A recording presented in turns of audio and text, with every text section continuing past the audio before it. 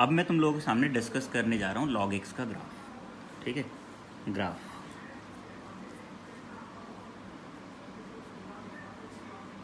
Of log 10 base x को discuss कर रहे हैं। ठीक है, तो graph of log 10 base x करें। पहले तो मैं बनाना बता देता हूँ कैसे बनेगा। अगर मान लो इस log 10 बेस x को हम यहाँ पे क्या मान लें, y मान लेते हैं, तो यहाँ से x क्या हो जाएगा हमारे पास 10 पावर y है ना। अगर x की वैल्यू 10 पावर y हो गई, अब हम इसमें क्या करें, y की वैल्यू चेंज कराते चले जाएं। किसकी? y की वैल्यू, और उससे जो हमें x की वैल्यूज़ मिलेंगी ना, उन्हें हम देखते हैं कि जहाँ क्या क्या बनेगी। तो डायरेक्ट करेंगे, वैसे मैंने क्लास में अपनी में बताया है ये तुम लोगों को। देखो, पहले हम y को ना 0 रखते हैं। अगर y को 0 रखेंगे तो 10 पावर 0 x कितना आ गया 1। देखो ये x एक्सिस है और ये y एक्सिस है। अगर y की वैल्यू 0 है तो x कितना हो गया 1 हो गया ना, यानी कि x एक्सिस पे कहाँ पे 1,0 ये पॉइंट हो गया 1,0। ठीक है, अब यहाँ ना y को 1 रख लेते हैं, ये 1 है मान लो, ये मान लेते हैं 1। अगर हम y को 1 रखेंगे तो x कितना आ जाएगा हमारे पास 10 आ जाएगा, यानी कि x यहाँ कहीं आ जाएगा 10। तो ये पॉइंट क्या आ गया 1, y को 1 रखा था ना तो, और x 10 आया था, तो y की वैल्यू 1 और x की वैल्यू कितनी 10, ये 10,1। y को 1 रखा तो y वैल्यू 1 और x कितना आया 10 आया। ठीक है, इसी तरह से एक काम करते हैं, ये पॉइंट आ रहा है, y को -1 रख लेते हैं। -1 यहाँ कहीं होगा, ये रखा -1। जब हम y को -1 रखें तो आएगा 1/10। 1/10 मतलब 0.1। यहाँ ये कौन सा पॉइंट आ जाएगा 1/10, यानी कि 0.1, -1।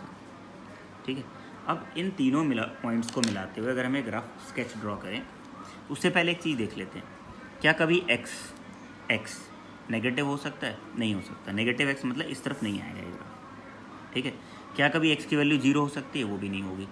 y को तुम कुछ भी रख लो, 0 नहीं होगा, तो यानी कि ये y एक्सेस को भी टच नहीं करेगा, यानी कि ग्राफ ना कुछ ऐसे बनने जा रहा है, y एक्सेस के पैरेलल हो जाएगा लेकिन y एक्सेस को टच नहीं करेगा। ये किसका ग्राफ बना है? x is equal to 10y कह दो या y is equal to log 10 base x कह दो।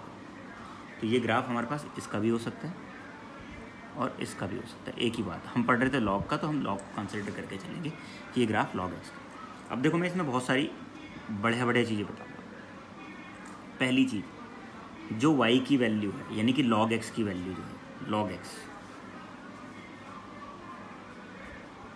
जो log 10 बेस x है, ठीक है, ठीक है, ये जब x की वैल्यू 1 होगी, जब x की वैल्यू 1 होगी तो ये कितना आ जाएगा 0 आ जाएगा, 0 हो जाएगा when x is equal to 1। देखो x 1 पे log 0 आ गया। ठीक है, उसके बाद जब इस x की वैल्यू 0 और 1 के बीच में होगी, when x lies between 0 and 1। देखो 1 को इंक्लूड नहीं कर रहे हैं, 0 को भी इंक्लूड नहीं कर रहे, यानी कि यहाँ से यहाँ के बीच में।